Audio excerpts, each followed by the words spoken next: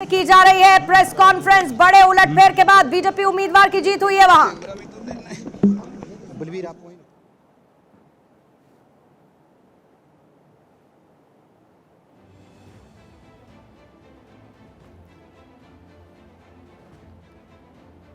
तो देखिए हुआ क्या है, अभिषेक मनु सिंघवी हार गए हैं और इसके साथ ही बीजेपी की जीत हुई है। जो दोनों ही उम्मीदवार थे, हर्ष महाजन, अभिषेक मनु सिंघवी, 34 वोट मिले। फिर लॉटरी के जरिए जो खबर सामने आई, जो नतीजा सामने आया, उसमें हर्ष महाजन की जीत हुई और इसी के साथ बड़ा झटका कांग्रेस को लगा हुआ नजर आ रहा है। इसी बीच जयराम ठाकुर का अपना एक अलग दावा और सुक्खू को लेकर विधायकों की नाराजगी का जिक्र उनकी तरफ से किया गया है। बहरहाल हिमाचल में बीजेपी उम्मीदवार की जीत हो चुकी है, हर्ष महाजन जीत चुके हैं और उसके बाद लॉटरी के जरिए, क्योंकि दोनों को ही, अभिषेक मनु सिंघवी और हर्ष महाजन दोनों को ही बराबर वोट मिले, 34 वोट मिले, जिसके बाद लॉटरी के जरिए यह अनाउंसमेंट हुआ कि हर्ष महाजन की जीत हो गई है और अभिषेक मनु सिंघवी इसी के साथ हार गए हैं। जो राज्यसभा सीट है उस पर बीजेपी के हर्ष महाजन की जीत हो गई है और बहुमत भी मिला अभिषेक मनु सिंघवी को। वो फिर भी चुनाव हार गए क्योंकि 34 वोट दोनों ही उम्मीदवार को मिले और उसके बाद लॉटरी के जरिए जो बीजेपी के उम्मीदवार है हर्ष महाजन, उनको विजेता घोषित कर दिया गया है। और इस वक्त ये बड़ी खबर, जाहिर है कहीं ना कहीं कांग्रेस के लिए ये एक बड़ा डेंट और बड़ा झटका। जयराम ठाकुर की प्रतिक्रिया इसी बीच सुन लेते हैं, क्या कह रहे हैं।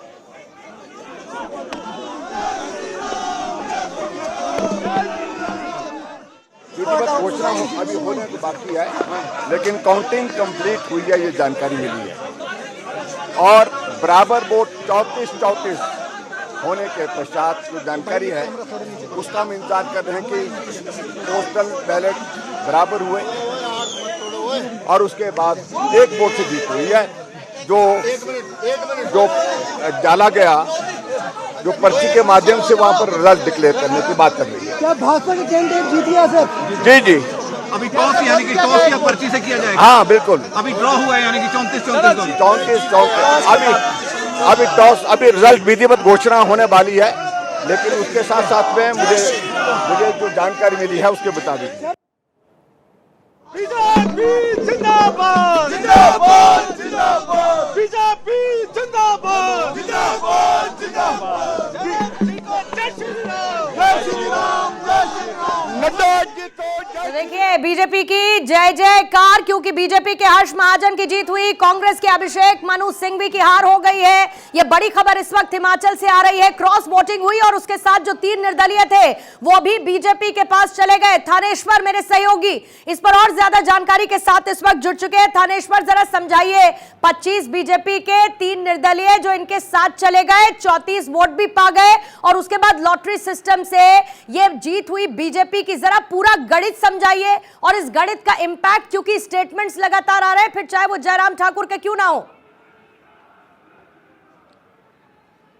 देखिए, सुबह से हम जो दर्शकों को बता रहे थे कि 6 कांग्रेस के विधायक और 3 निर्दलीय विधायक जो है उन्होंने क्रॉस वोटिंग की है। जयराम ठाकुर ने उस पर स्टैंप लगा दिया। जयराम ठाकुर का कहना है कि बीजेपी को 25 बीजेपी के विधायक थे, 6 कांग्रेस के क्रॉस वोटिंग आ गई और 3 निर्दलीय विधायक, टोटल 34 वोट उन्हें मिले हैं, 34 वोट कांग्रेस को मिले हैं। जयराम ठाकुर ने जो बताया कि दोनों को ट्राई हो गया, यानी कि 34 वोट मिले हैं, लेकिन अभी विधिवत घोषणा होनी बाकी है। जयराम ठाकुर ने जो बोला है, उन्होंने बोला कि अभी लकी ड्रा के थ्रू पर्ची निकाली जाएगी जिसका भी विजयी होगा। लेकिन जयराम ठाकुर ने कहा है कि जिस तरीके से मुझे विश्वास है, 25 से हम 34 तक पहुंच गए हैं, भगवान भी हमारा साथ दे रहा है, प्रभु श्री राम हमारा साथ दे रहे हैं और विजयी जो होगा लकी ड्रा में भी बीजेपी का उम्मीदवार। कंफर्म करिए जरा अभी, क्या ये कह सकते हैं कि लॉटरी के जरिए जो नाम आया वो हर्ष सिंघवी का आया है और वो जीत गए, या औपचारिक ऐलान का इंतजार करें? अभी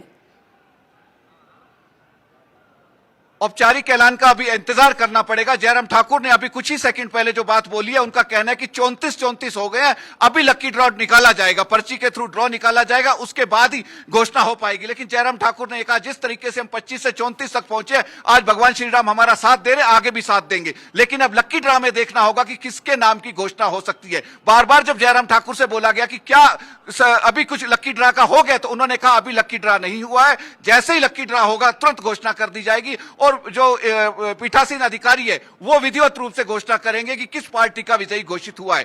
अभी दोनों के 34 पर अभी एस्टेब्लिश हैं। जी लेकिन मैं आपके कंफर्मेशन का थानेश्वर इंतजार करूंगी, क्योंकि आप ही को यह कंफर्म करना होगा वहां से कि पर्ची के आधार पर किसको विजयी घोषित किया गया है। फिलहाल 34-34 और लॉटरी से, पर्ची से नतीजा सामने आना बाकी है, लेकिन इसमें कितनी देर लगेगी थानेश्वर, क्योंकि बाहर तो बीजेपी के लिए नारेबाजी होने लगी है और उनके समर्थन में लोग इकट्ठा हो रखे हैं। बड़ी संख्या में बधाइयों का सिलसिला भी इस वक्त शुरू हो चुका है।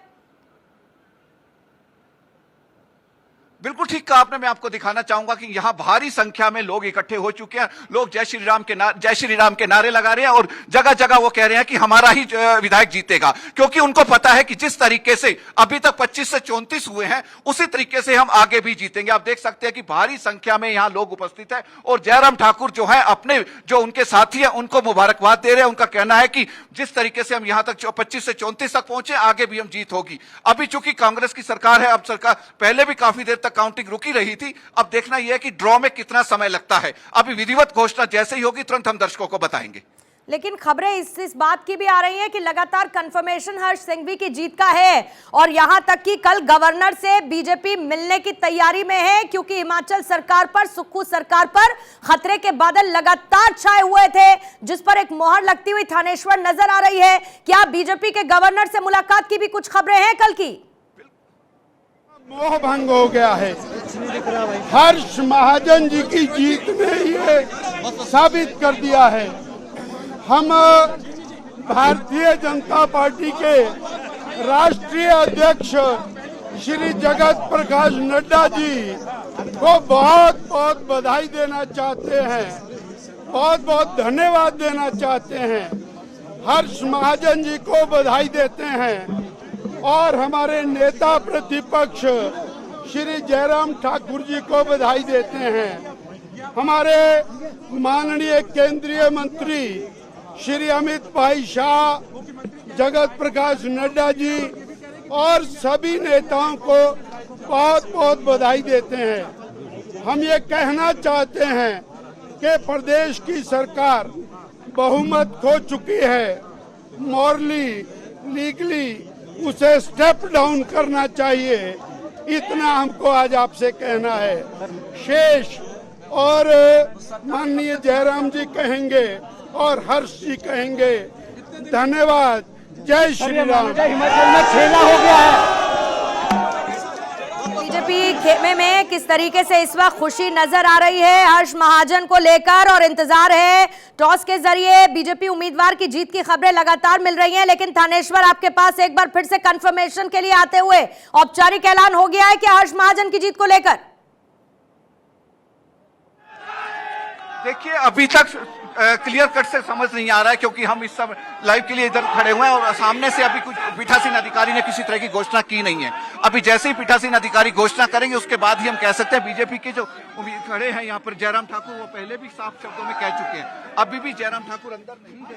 तो जैसे ही किसी तरह की कोई जानकारी आएगी तुरंत हम आपको दर्शकों तक पहुंचाने की प्रयास करेंगे। होगा औपचारिक ऐलान का, लेकिन प्रतिक्रियाओं का दौर जारी है और इसी बीच में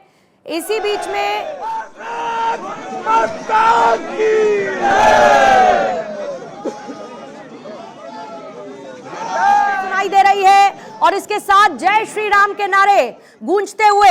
एक सवाल मैंने आपसे पूछा था यहाँ पर थानेश्वर, और सवाल मेरा यही था। थानेश्वर, आप तक आवाज पहुंच रही है, जरा कंफर्म करें मुझे फटाफट से। भाई हर्ष महाजन जी की, और इस जीत के साथ जो हिमाचल प्रदेश में कभी नहीं हुआ था वो हुआ। और मैं हर्ष महाजन जी को बधाई देता हूं और आदरणीय प्रधानमंत्री नरेंद्र मोदी जी का हृदय से आभार व्यक्त करता हूं। भारतीय जनता पार्टी के हमारे राष्ट्रीय अध्यक्ष श्री जगत प्रकाश नड्डा जी, भाई अमित शाह जी केंद्रीय गृह मंत्री, उनके मार्गदर्शन और उनके आशीर्वाद से हिमाचल हमेशा आगे बढ़ा है। और आज हमें इस बात की भी खुशी है कि बहुत शानदार जीत, बहुत जबरदस्त मुकाबला हुआ। हम मुकाबले में थे ही नहीं। हम सोच रहे थे कि चुनाव लड़ा जाए या ना लड़ा जाए, क्योंकि हम 25 थे, वो 40 थे और 3 का और जमा करते थे और हमको डराते रहते थे इस प्रकार से अपने बल के माध्यम से। लेकिन हमने तय किया कि लोकतांत्रिक व्यवस्था के अंतर्गत हमारी पार्टी का एक निर्णय आया कि चुनाव हारना जितना चला रहता है, लेकिन हमें मुकाबला करना चाहिए। और भाई हर्ष महाजन जी को पार्टी ने कैंडिडेट बनाया। और आज हमें इस बात की खुशी है कि जब मतदान हुआ हम 25 से 34 पहुंचे। 34 के बाद जहां टाई हो गया, और टाई होने के साथ साथ में एक वोट से इनके उसमें हम जीत गए। और जीत के लिए मैं एक बार हर्ष महाजन जी को बहुत बहुत बधाई देता हूं, क्योंकि नैतिकता के आधार पर और अंतर आत्मा की आवाज पर जिन विधायकों ने समर्थन किया, वोट दिया, चाहे वो कांग्रेस पार्टी के थे, चाहे वो निर्दलीय थे, चाहे भारतीय जनता पार्टी के तो थे ही थे, उन सब ने जो सहयोग दिया उसके लिए मैं आभार व्यक्त करता हूं। और मैं ये मांग करता हूं आज के इस परिणाम के पश्चात कि हिमाचल प्रदेश में कांग्रेस पार्टी के मुख्यमंत्री जी को अपने पद से त्याग पत्र देना चाहिए। अब नैतिक अधिकार उनके पास कोई नहीं रह गया सत्ता में रहने का। और इसके साथ साथ में एक बार फिर से प्रधानमंत्री नरेंद्र मोदी जी को, जगत प्रकाश नड्डा जी जो पार्टी के अध्यक्ष, और अमित शाह जी को बहुत बहुत धन्यवाद करता हूं, बहुत बहुत बधाई देता हूं।